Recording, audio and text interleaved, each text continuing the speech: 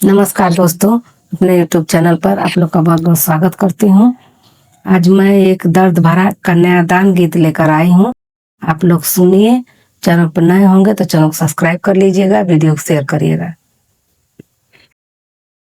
केथू के चटैया पापा हो बनौले बाड़ा, हमके बैठले बाड़ा।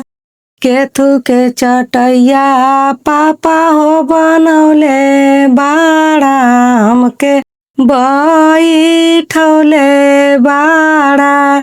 केथू के करजवा पापा हो बनौले बाड़ा, हमके बिसरौले बाड़ा।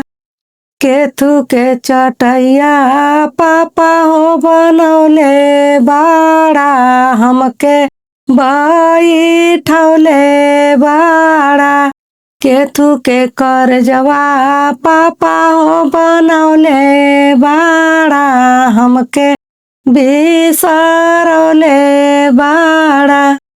कुसे के चटैया बेटी हो बनौले बाड़ी, तुहके बैठौले बाड़ी।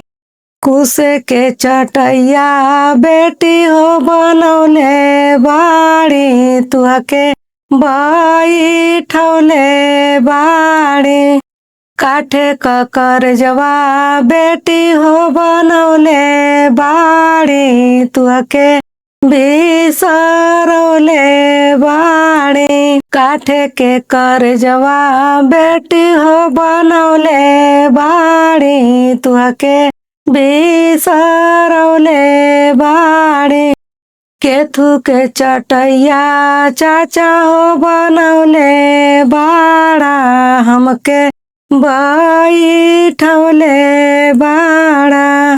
केथू के चटैया चाचा हो बनौले बाड़ा, हमके बैठौले बाड़ा।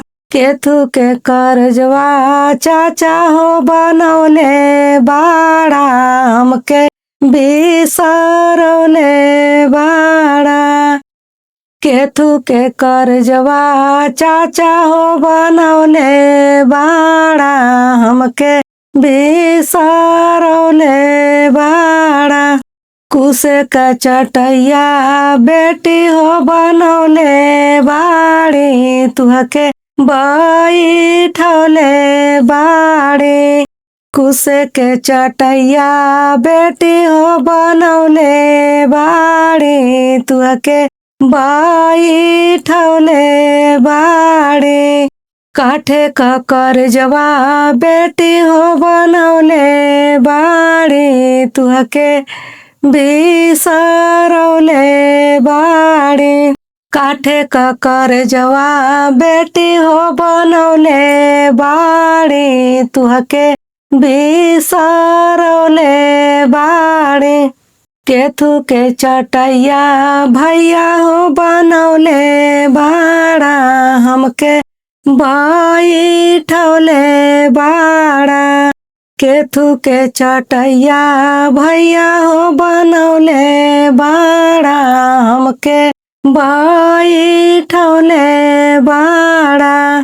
केथू के करजवा भैया हो बनौले बाड़ा, हमके बिसरौले बाड़ा।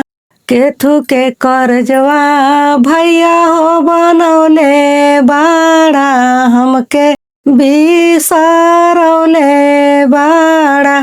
कुसे क चटैया बहिना बनौले बाड़ी, तुहके बैठौले बाड़ी। कुसे क चटैया बहिना बनौले बाड़ी, तुहके बैठौले बाड़ी। काठे क करजवा बहिना बनौले बाड़ी, तुहके बिसरौले बाड़ी। काठे क करजवा बहिना बनौले बाड़ी, तुहके बिसरौले बाड़ी। हमारा गीत पसंद आया होगा तो चैनल को सब्सक्राइब कर दीजिएगा और वीडियो को शेयर करिएगा।